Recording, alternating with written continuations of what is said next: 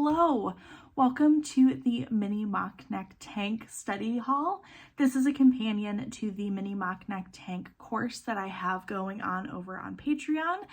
It is available always, but we are kicking off the first part of the course on May 1st. The links will be below if you would like to join, but I also thought this would be a great companion piece study haul for how to swatch flat. I know swatching is not everybody's favorite, and I know not everyone knows how to do it, so I thought we would go over it together, and I hope you enjoy. For my swatch, I am going to use the yarn for my project, which is the Lamb & Kid Trio. This is the colorway Heirloom. It's a fingering weight merino nylon cashmere. I love it, big fan. And then I'm going to actually swatch on a size 4 US needle. These are Addi Turbos. I was looking for my Addi Turbo Rockets and I couldn't find them, but swatch with the needle that you're going to be using for the project. Usually for this project that I am swatching for, I use a US 5, but I am curious to see what size I would have to knit if I used a US 4 and what the fabric would look like, because usually the fabric looks like this, and I'm just curious if I knit it with a size smaller needle, how much more I will like it. So we are going to swatch on a US 4 instead of 5. So you're going to take your yarn, and I just use a long tail cast on, just nice and simple. I don't want this to be too complicated. So I grab my yarn in my left hand, my needle in my right, put the yarn on top, push my finger on top of the yarn so that it doesn't move around. And I grab the yarn and open it like this. And I flip my thumb over and I just do the long tail cast on. And I usually do about 32 stitches for a fingering weight swatch. So let me just cast those on right now. And of course I wasn't counting. So 2, 4, 6, 8, 10, 11, 12, 13, 14, 15, 16, 17, 18, 19, 20, 21, 22, 23, 24, 25, 26, 27, 28, 29, 30, 1, 2. So now that I've cast on my stitches, I'm actually considering going a little bit further. Let's do 40. So 32, 33, 34, 35, 36, 37, 38, 39, 40. That feels like a much better representation. I like to have larger swatches to get a better understanding of what my stitches look like and how they're going to behave in a garment. So with this, I am just swatching flat because for the mini mock neck tank, which I'm swatching for, you knit the back and then you pick up stitches and knit the front and then join in the round underneath the arm. So I am at the widest point knitting flat before I join in the round. So I think that's going to give me a much better story of what my garment is going to look like with my stitches. So that is why I'm swatching flat for this project. Swatching flat is pretty straightforward. You are just going to knit flat in stockinette stitch. So because I like to make my life easier and I hate the first row after a cast on, I am just going to knit the first row because that just makes my life a little bit easier. I find the first row after a cast on to be pretty finicky, and I don't like that, especially for something that is not my favorite part of knitting. I have come to love swatching because I've learned I'm a tight knitter, and I have knit so many garments that are a size or two too small because I'm going off my bust measurement and not the fabric that I'm getting. So that is why I have been converted to a swatcher. See, this is why, and also these needles are pretty blunt. Again, I prefer rockets or a pointier needle, but I know a lot of people enjoy Chiaogus. So, you know, use what you like. That's the most important part. It should be enjoyable and feel good on your hands. And this is what feels good in mine. Here we go, almost done. And even though this isn't the most fun part of knitting, it really is an important step in getting a garment that is going to fit you correctly. So that's why we do this. And it's also just nice to have the information of what fabric you like based on your yarn and your needle size. I think that is really good information to have. So I knit the first row. This is going to become my right side. This is the next side is going to become my wrong side. It's very easy to read in stockinette because you have the little V stitches. So on the wrong side, you are just going to purl. Just purl back. And that is all you are doing. It's not super complicated, but I think gauge swatching is a little intimidating because of how much people talk about not liking it. And again, some people love it, some people hate it. I'm kind of in the middle. I have found that it's definitely worth the extra amount of time. So we're just knitting, and I'm really falling in love with this color. I love this yarn, and I am so excited that I get to work with it for the next little bit. So just enjoy the process. And if you're not enjoying the process, it's not going to take you too long.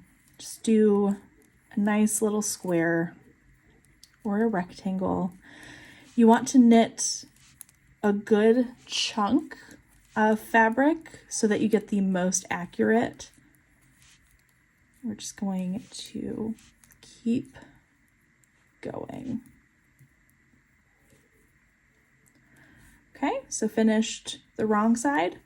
We're going to flip it back to the right side.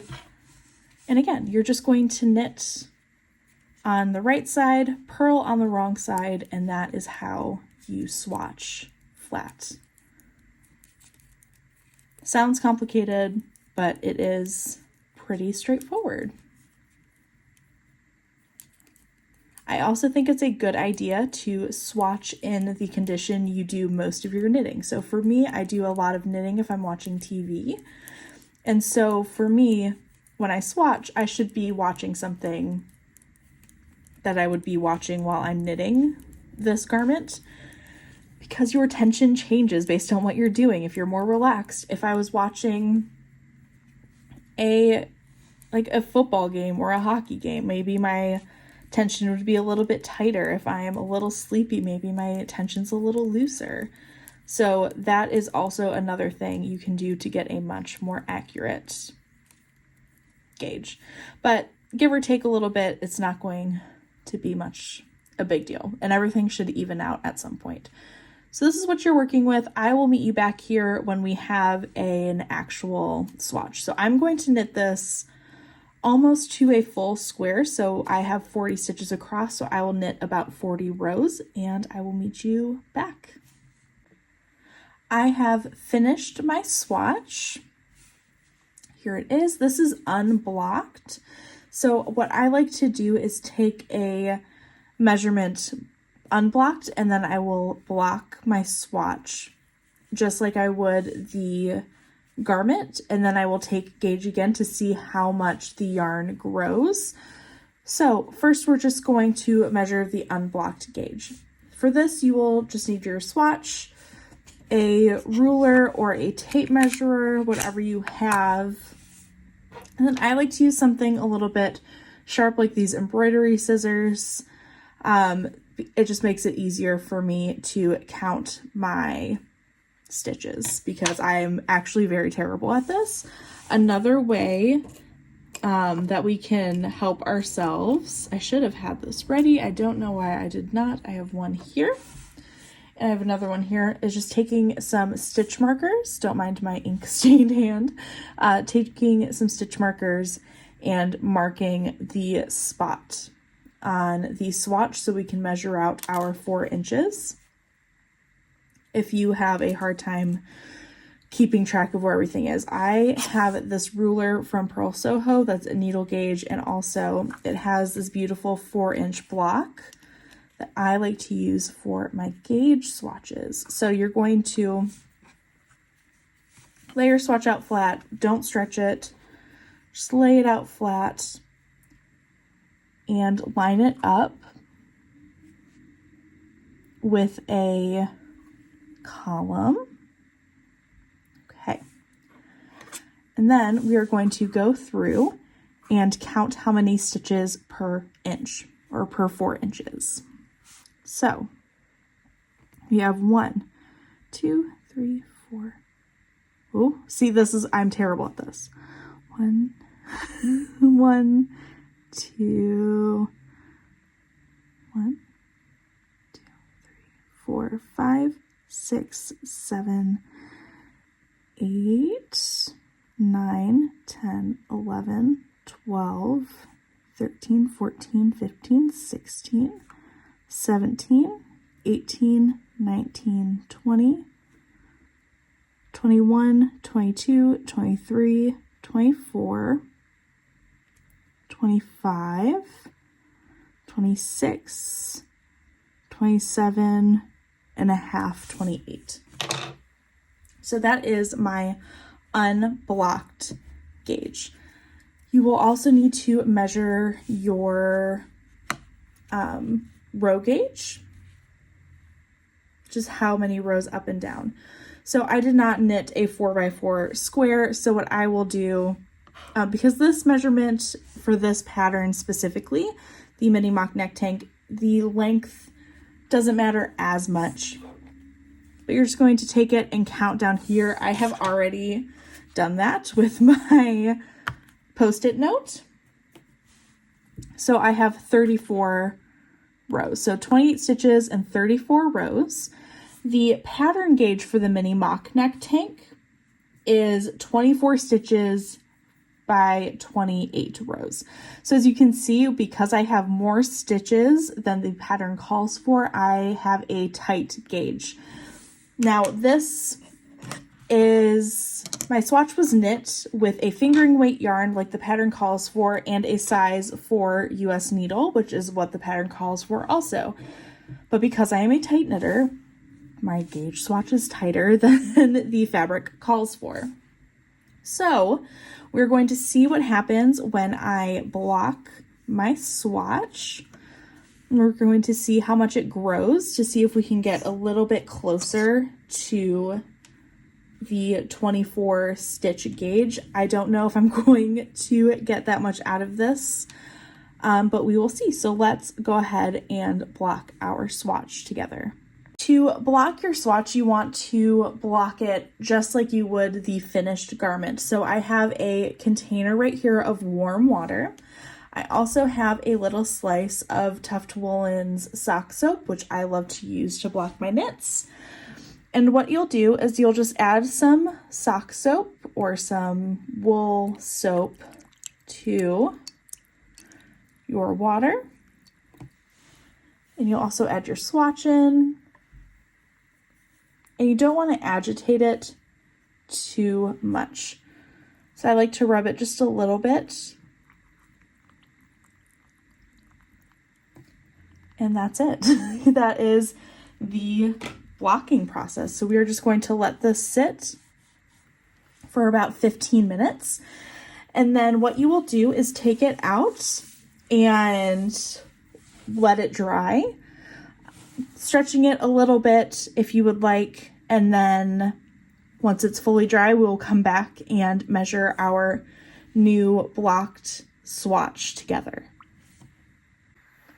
Our gauge swatch has been soaking for about 15 minutes, so now it is time to take it out and put it somewhere to block. I'm going to put that in quotation marks because it's not a heavy blocking. We just want to see how much this is going to grow. So I'm going to grab a towel.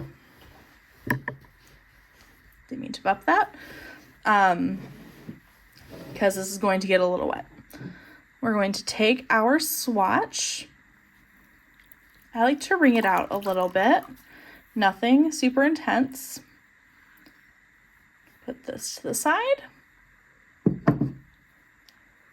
We're just going to make sure that we get some water out. So I'm just pressing down firmly. Okay, so here is our wet swatch. I'm going to take the towel away. And we're going to get a piece of blocking board. This is just like a foam blocking board. You can use a towel, you can use, I don't know, just about anything that you normally block your knits on. So this is my blocking mat, a piece of it. So I'm just going to kind of just flatten everything out, stretch it a little bit, not too aggressive, just kind of letting it do its thing.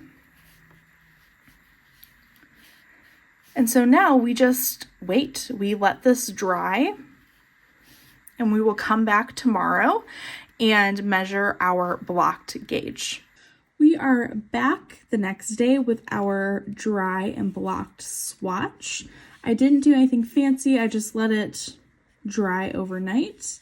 And now we are going to take our ruler or measuring tape, whatever you have, and measure our blocked gauge. So I already did this off camera because I'm really just not great at counting these, and it takes me a really long time getting really up close and personal with the swatch.